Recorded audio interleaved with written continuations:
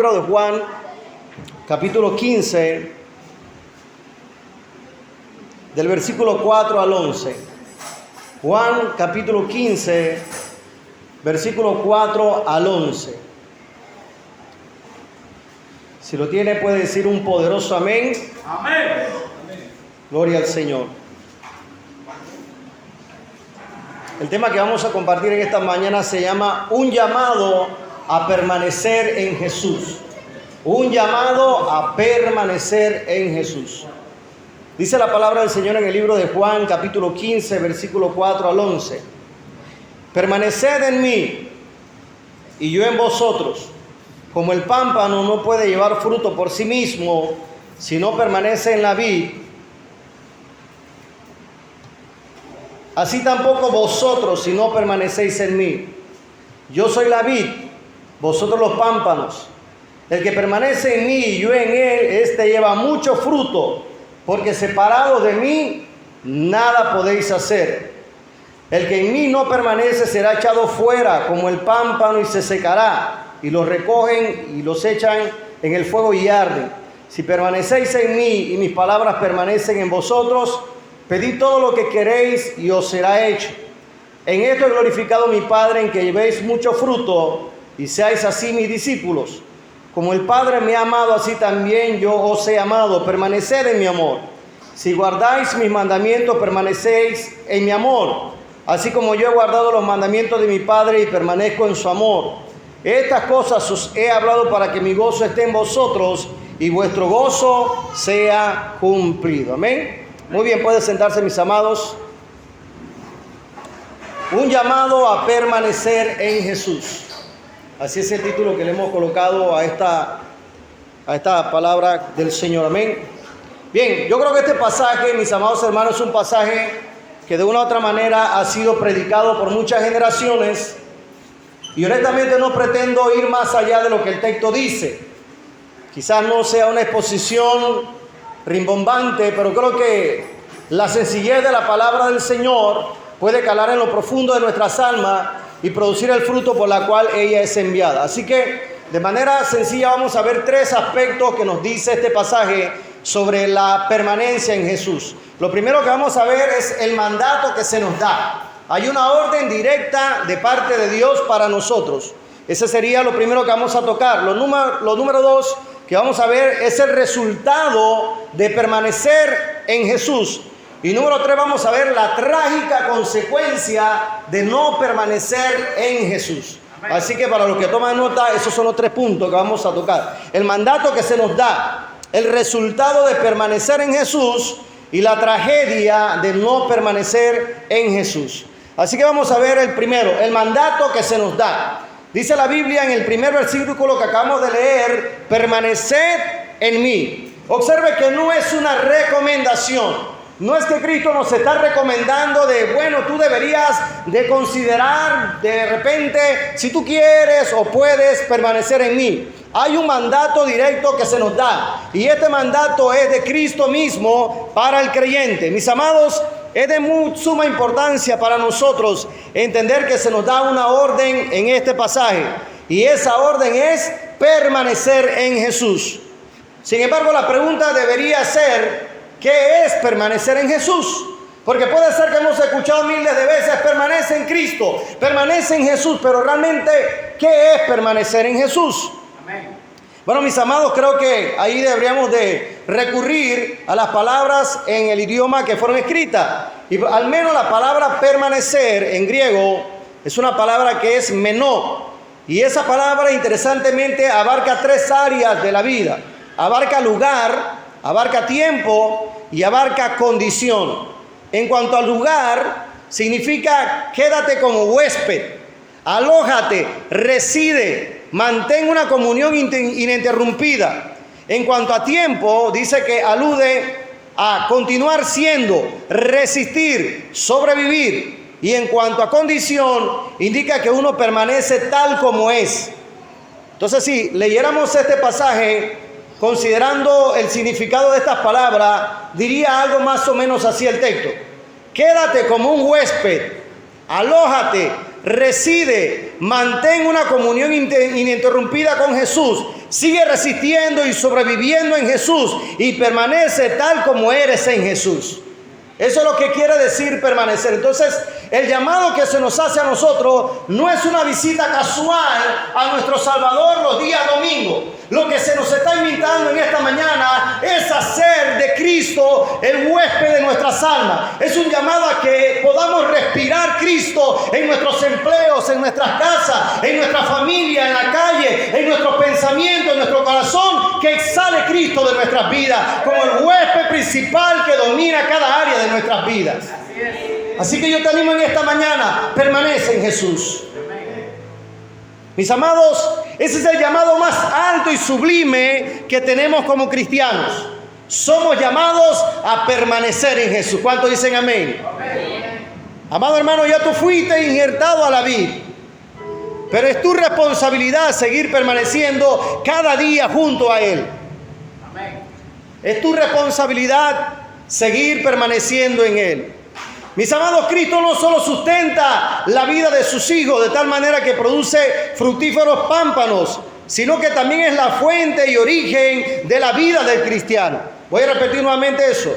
Cristo no solamente sustenta la vida de sus hijos de tal manera que produce fructíferos pámpanos, sino que también es la fuente y origen de la vida del cristiano. Si tienes uno que sea, aunque sea del cable, no importa. ¿Por qué decimos esto? Vamos a Juan, donde estamos. El versículo 1 al 3 nos dice eso.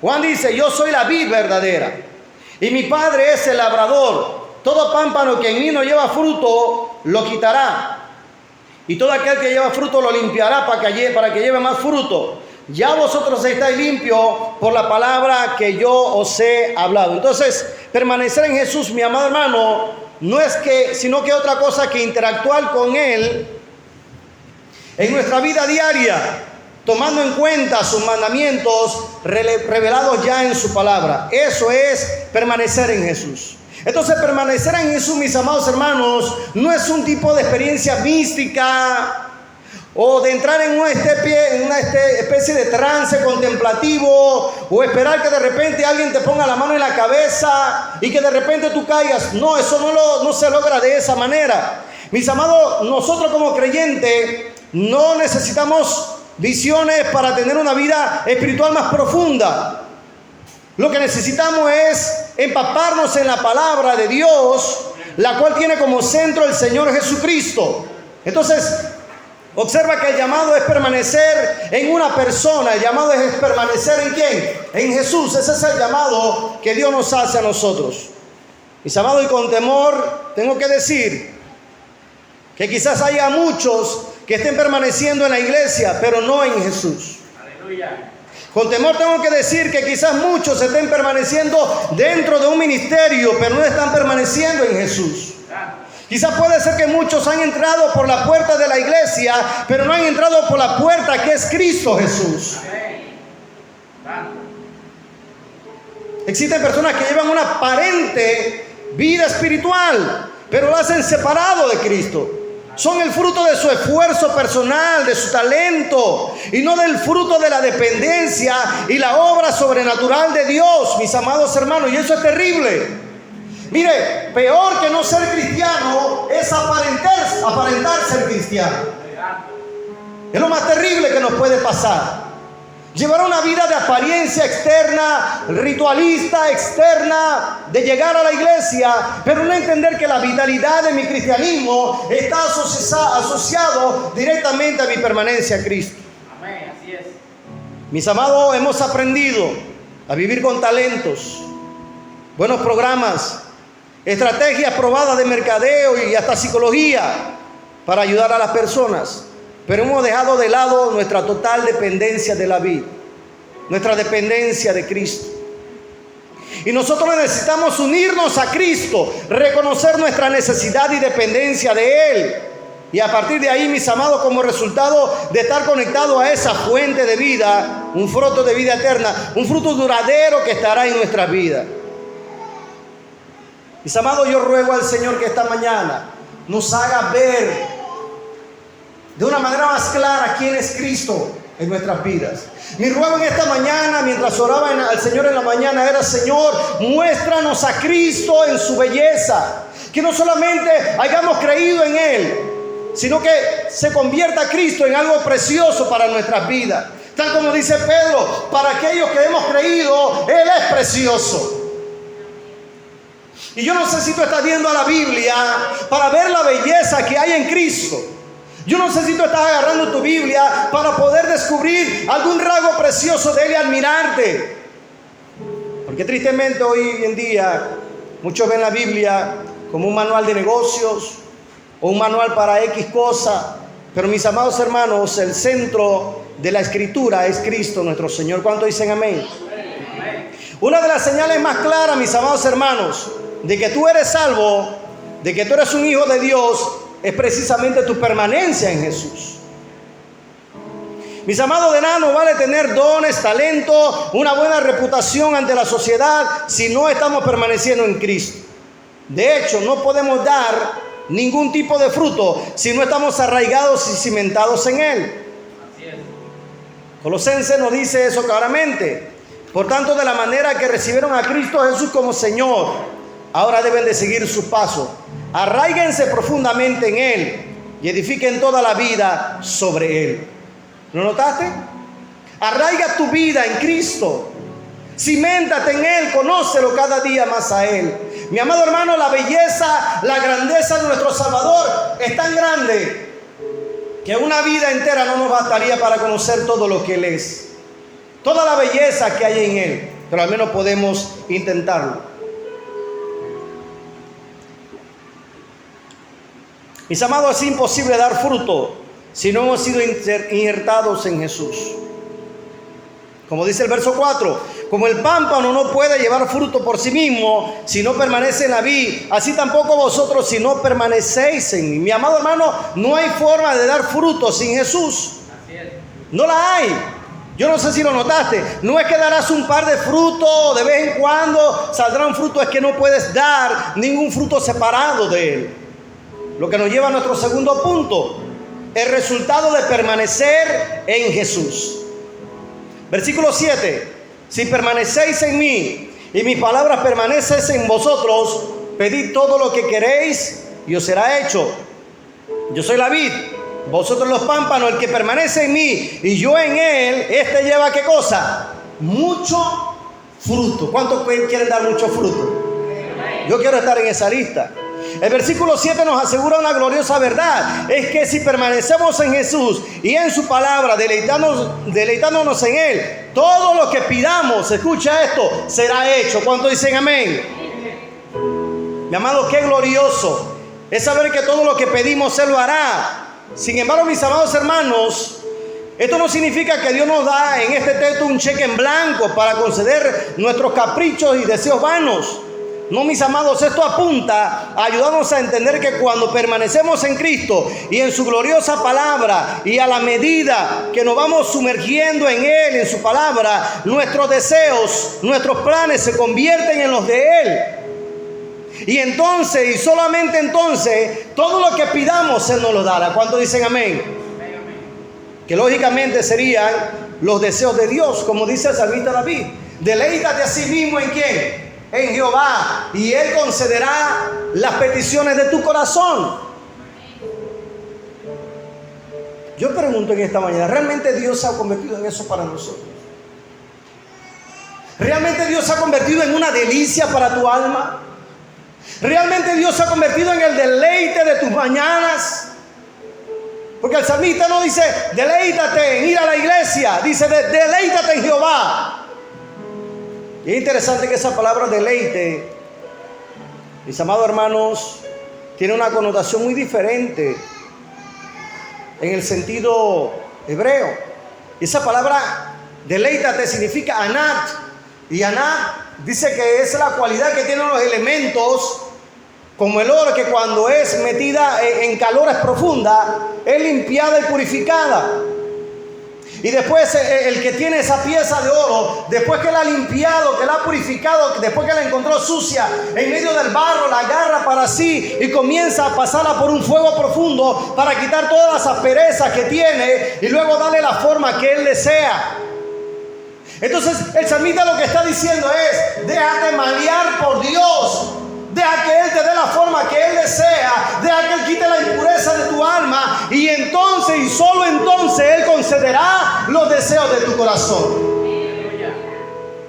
Quizás tú estás pasando por una situación difícil hoy, pero es Dios maleándote. Es Dios quitando la impureza de tu alma. Es Dios formando tu carácter en el hogar a través de tu esposo o de tu esposa o de tu hijo, o a través de una situación en el empleo. Y a veces no lo vemos de esa manera, pero es Dios quitando la impureza de nuestras vidas para que los deseos de mi corazón se conviertan en los de Él.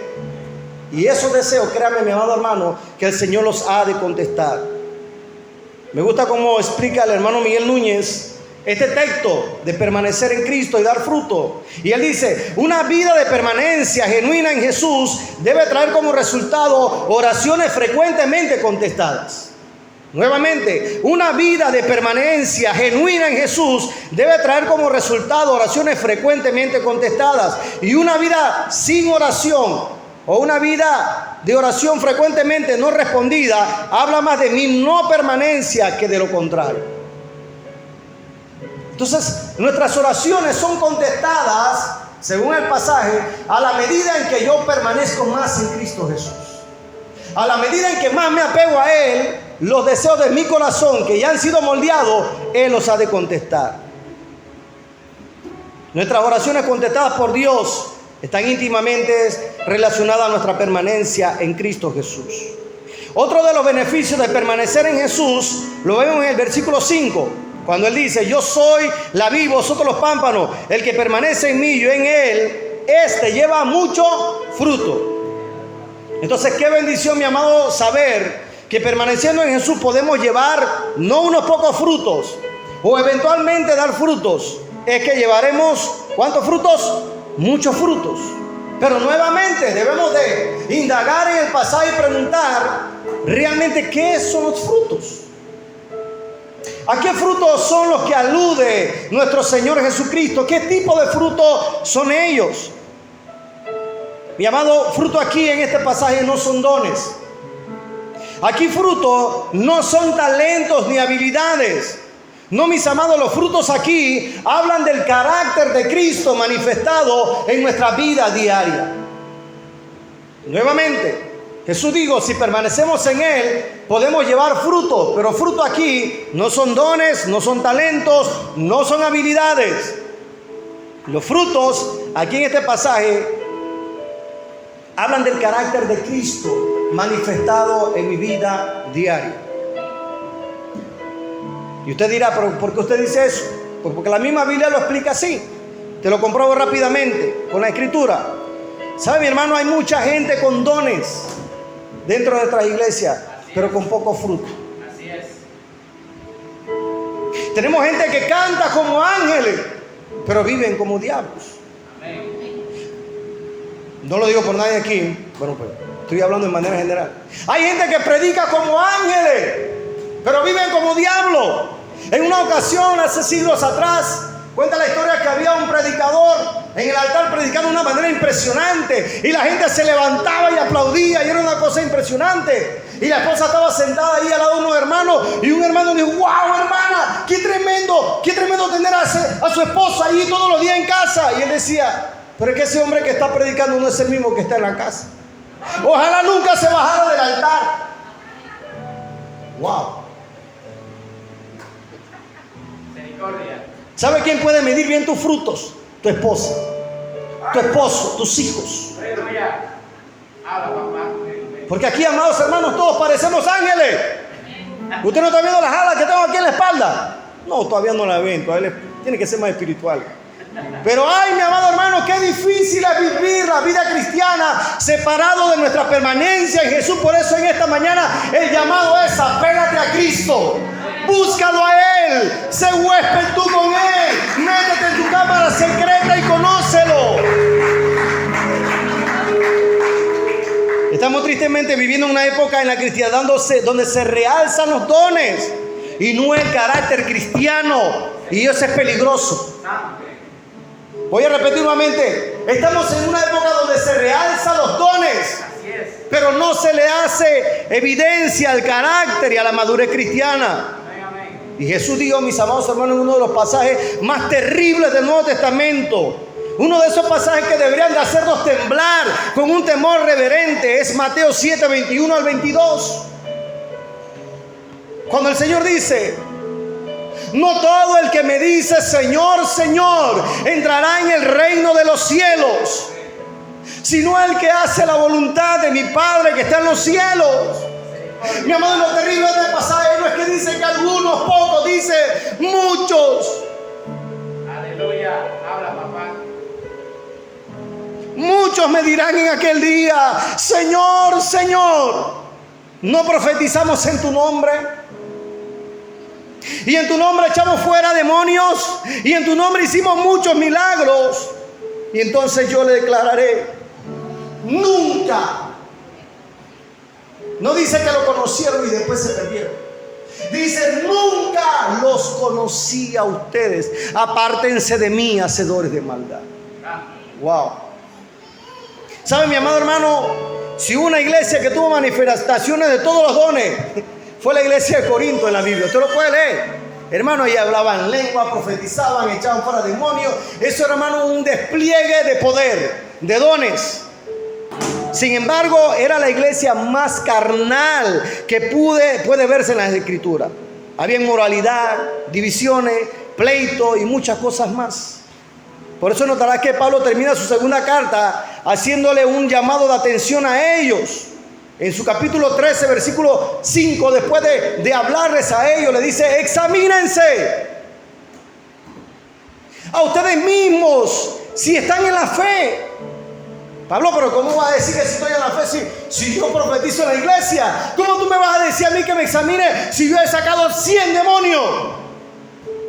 Y Pablo dice: no todo el que me dice Señor, Señor entrará al reino de los cielos. Puede ser que nunca has echado fuera un demonio, puede ser que tú no hayas pisado un altar, pero si estás caminando en integridad y en santidad, apegado a tu Salvador, suena la trompeta y vas a subir a la patria celestial a encontrarte con tu Salvador. Oh, hay ancianas en este lugar que se levantan a orar en la madrugada y quizás no tienen esa verborrea, como decía Rivadeneira, Pastor Cosio, una diarrea de palabras. ¡Qué fluidez! Pero se levantan a las 4 de la mañana y se tiran de rodillas y dicen: mi amado Jesús, aquí estoy. Necesito de tu gracia para este día. Entonces Pablo dice: examínense a ustedes mismos. No esperes que venga un predicador para que te haga un examen de tu fe. No. Pablo dice: examínense ustedes mismos y pruébense si están en la fe. Al menos que ustedes mismos estén reprobados y ustedes ni se han dado de cuenta. Hermano, qué terrible advertencia. Entonces, volvemos. ¿A qué fruto entonces habla Jesús? ¿Cuáles son los frutos? Si no son los dones, no son los talentos, no son las capacidades. Bueno, Gálatas claramente dice cuáles son los frutos. Sencillo. Aquí no hay que inventar nada. Aquí está. Gálatas 5:22 dice: mas el fruto del Espíritu es amor. De lo que hablaba el pastor Cosio la semana pasada. Gozo. Mi amado, si hay un ser sobre esta tierra que debería de sentir y manifestar el gozo, son los creyentes. Porque la fuente de su gozo están por afuera de este mundo y no pueden serle quitadas jamás. Paciencia, benignidad, bondad, templanza, mansedumbre. Entonces, mi amado hermano, el fruto no es tu talento, no es mi talento. El fruto es el carácter de Cristo manifestado en la vida cotidiana cuando alguien te tira el carro. Cuando no te pagaron la quincena completa, ¿sabes? Y tú dices: pero si yo vine a trabajar todos los días. Cuando alguien te ofende. Cuando sabes que tiene la razón quizás en la casa y tú decides guardar silencio. En el problema de las cuentas que hay que pagar. Y tú comienzas a pedirle, Señor, ayúdame, necesito tu ayuda. Mi amado hermano, este fruto no es resultado de nosotros mismos. Recuerda que aquí dice, ¿más el fruto de quién? El fruto de Moisés Barrio. Del Espíritu. Ese fruto viene de Él, no es propio de nuestra naturaleza. Porque nuestra naturaleza es odiar, no amar. Nuestra naturaleza es desesperarnos, no esperar. Por eso necesitamos pedirle al Señor que nos ayude a permanecer en Él para entonces dar fruto.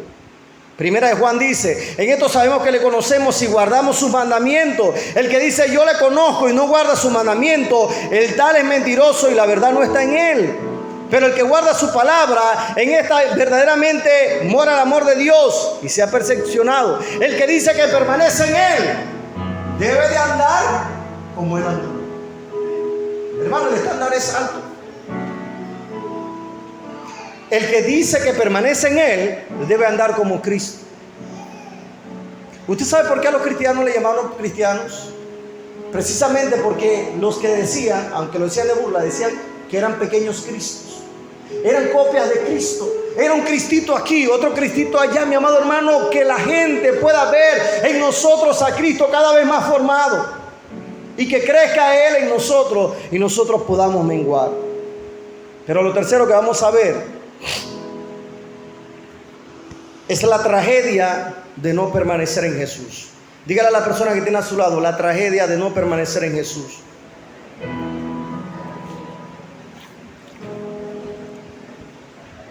Versículo 6 de nuestro pasaje. El que en mí no permanece, qué terrible palabra, Amén, amén. será echado fuera como pámpano y se secará. Y los recogen y los echan en el fuego y arden. Aleluya. Mis amados, el no permanecer en Jesús es la tragedia más grande que nos puede ocurrir. Y bueno, yo repito y hago un llamado. Aquí, mi amado hermano, no es el hecho de simplemente vengo a la iglesia, sirvo en un ministerio, canto, predico, hago esto. La pregunta es, ¿estás permaneciendo en Cristo? Todo eso que tú lo estás haciendo por y a través de la persona de Cristo. Oh, mi amado hermano, porque créeme, con el paso de los años, te lo digo yo, ¿cuántos años tengo de conocer al Señor? Desde los 18, tengo 42. Es fácilmente se pierde el camino con el paso de los años. Amén. Fácilmente ya yo siento que tengo experiencia. Fácilmente creo que ya las tengo todas.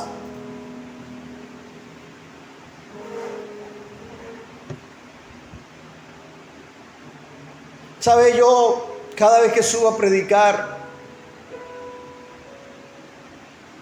yo le digo al Señor, Señor, no quites ese temor que hay en mí. Porque el día que nos subimos a este altar confiados de que yo domino el texto y de que yo sé, ya hay arrogancia y altivez en nuestro corazón. Amén, amén, así es.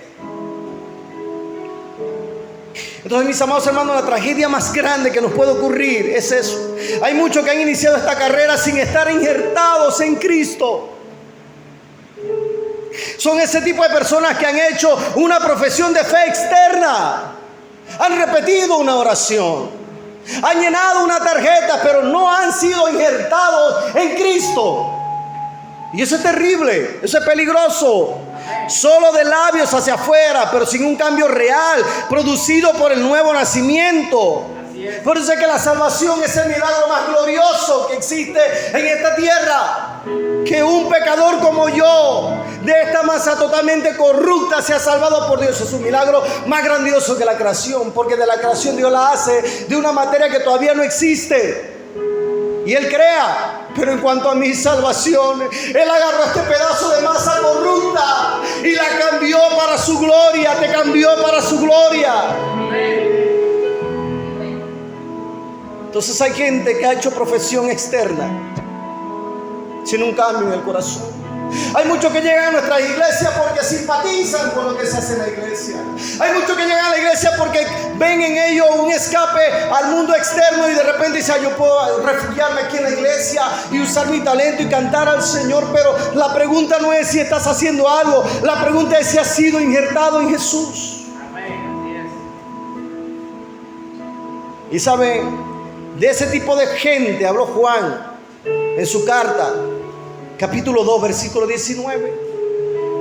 Y Juan le dice a la iglesia lo siguiente: salieron de nosotros, pero no eran de nosotros. Aleluya. Porque si hubieran sido de nosotros, habrían permanecido con nosotros. Ahí está nuevamente la palabra, permanencia, permanencia. Porque si hubieran sido de nosotros, habrían permanecido con nosotros, pero salieron para que se manifieste que no todos son de nosotros. Aleluya. Oh, mi amado hermano, yo quiero que tú pienses por un momento que yo soy Juan, y Juan está parado en la congregación diciendo esta palabra a todos los creyentes que están reunidos. Pero Juan sabe que no todos son.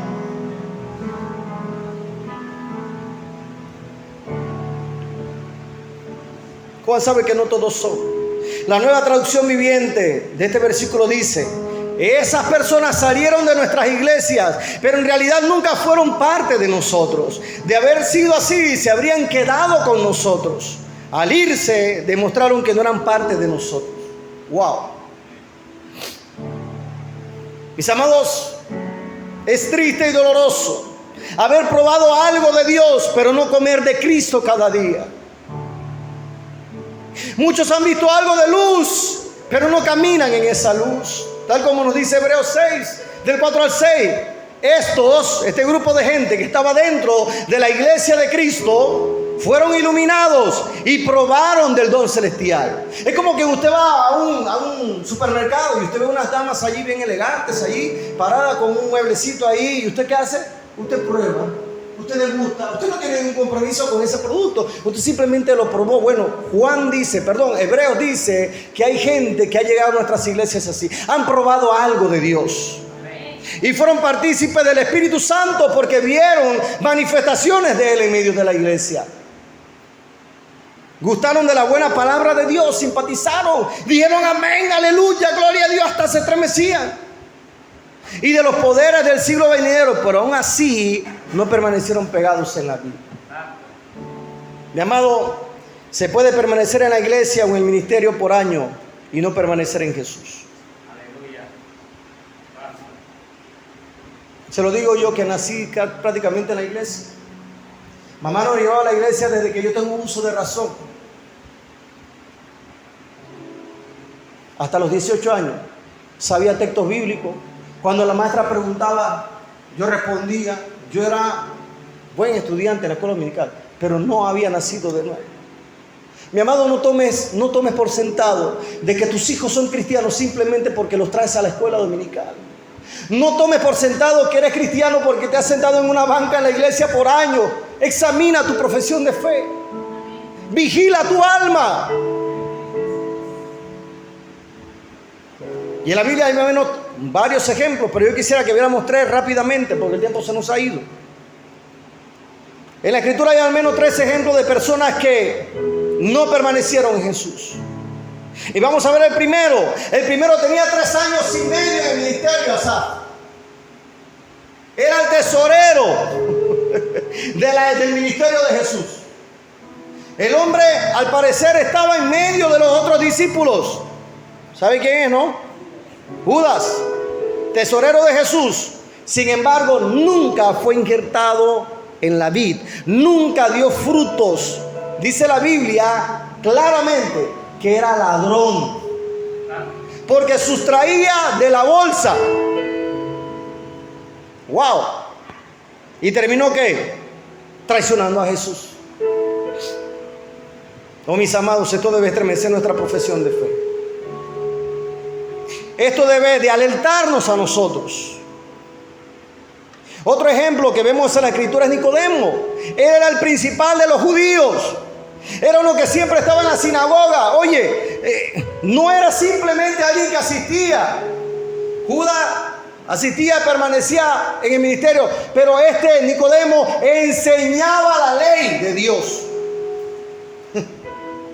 Era parte del Sanedrín judío, de los 70 principales eruditos que habían en Israel en esa época. Pero no había nacido de nuevo. Quiere decir que puedo estar predicando y no haber nacido de nuevo. Aleluya. Enseñaba la ley de Dios, sin embargo no había nacido de nuevo. Y Jesús lo confronta en amor y le dice: Nicodemo, tú tienes que nacer de nuevo. Y por amor al alma de algunos en esta mañana, yo tengo que decirte: quizá tú tienes que nacer de nuevo. Aleluya. Porque el acto más amoroso que puedo hacer en esta mañana es decirte la verdad. Amén, amén. Otro ejemplo más lo tenemos en Hechos capítulo 8. Simón, el mago. Este personaje, al ver las señales y los milagros y ver que las multitudes seguían a los apóstoles, se añadió a la multitud. Él dijo: esto está bueno, esta cosa está buena, yo me voy a meter en esta cosa.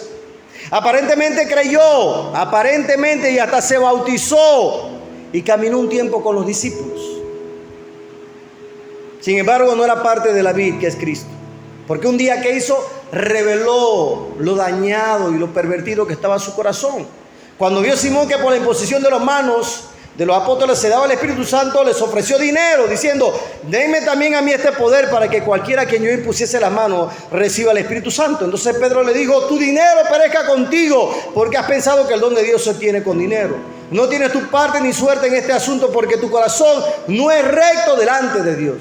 ¿Cómo? Si se bautizó. Pero si estuvo con nosotros en la iglesia.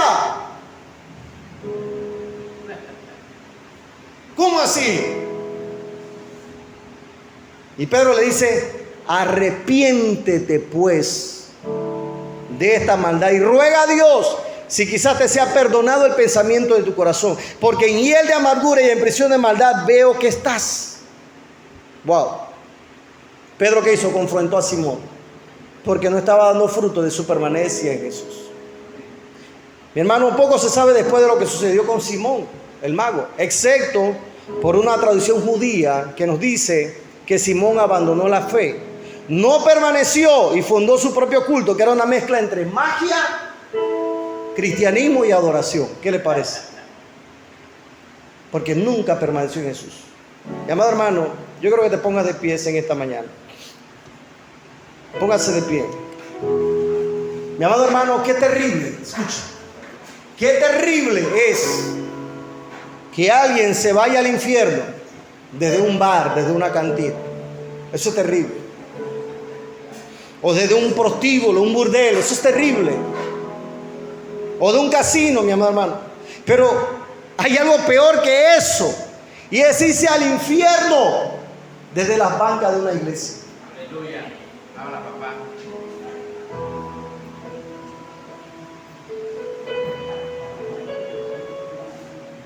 Qué terrible, mi amado hermano. Haber estado tan cerca y tan lejos, tan cerca y tan lejos, tan cerca y tan lejos. Como Agripa que le decía a Pablo: por poco me persuades a ser cristiano. Oh, mi amado, ojalá que si de repente hay alguien aquí que realmente no ha nacido de nuevo y que no es cristiano, hoy tú hagas una firme determinación de arrepentirte y volver a Él. Y si realmente tú eres creyente ya, pues te animo entonces a que te acerques más a Jesús. Si hay alguien en esta mañana que no tiene a Cristo, yo te animo a que corras a Él en esta mañana. Porque no hay otra forma en que puedas escapar de esta tierra y poder pararte de pie delante del Creador en ese día, si no es a través de la persona de Cristo. Solamente a través de Él podemos ser injertados a esa vida. Solamente a través de Él podemos ser salvados. Mi amado hermano, no lo olvides, el llamado es a permanecer en Jesús. Más que pertenecer a una denominación o a una iglesia o a hacer cosas, que está bien, hay que hacer todo eso. Pero la pregunta esta mañana es esa: ¿estás permaneciendo en Jesús? ¿Estás haciendo todo por y a través de Cristo? Porque si estás haciendo cualquier cosa aparte de Cristo, sin la ayuda de Cristo, esas obras van a ser quemadas por el fuego. Amén. Yo a veces me pongo a pensar, 18 años y tengo 42. ¿Cuántos sermones he predicado? Yo no lo sé. Recuerdo que mi primer sermón era mente de pollo, actitud de pollo. O me río. Pero ¿cuántos de esos sermones realmente habrán pasado por el fuego de Dios y habrán permanecido? Yo no lo sé. Porque quizás se puede que haya algunos que no han sido realmente como debían de ser. ¿Cuántas canciones hemos cantado que han subido como el olor fragante y cuántos no han llegado ni al techo? Yo no lo sé. Cada uno tiene que evaluar su vida a la luz de esta verdad y rogarle al Señor: Señor, ayúdame a permanecer solamente en ti. ¿Qué tal si oramos al Señor?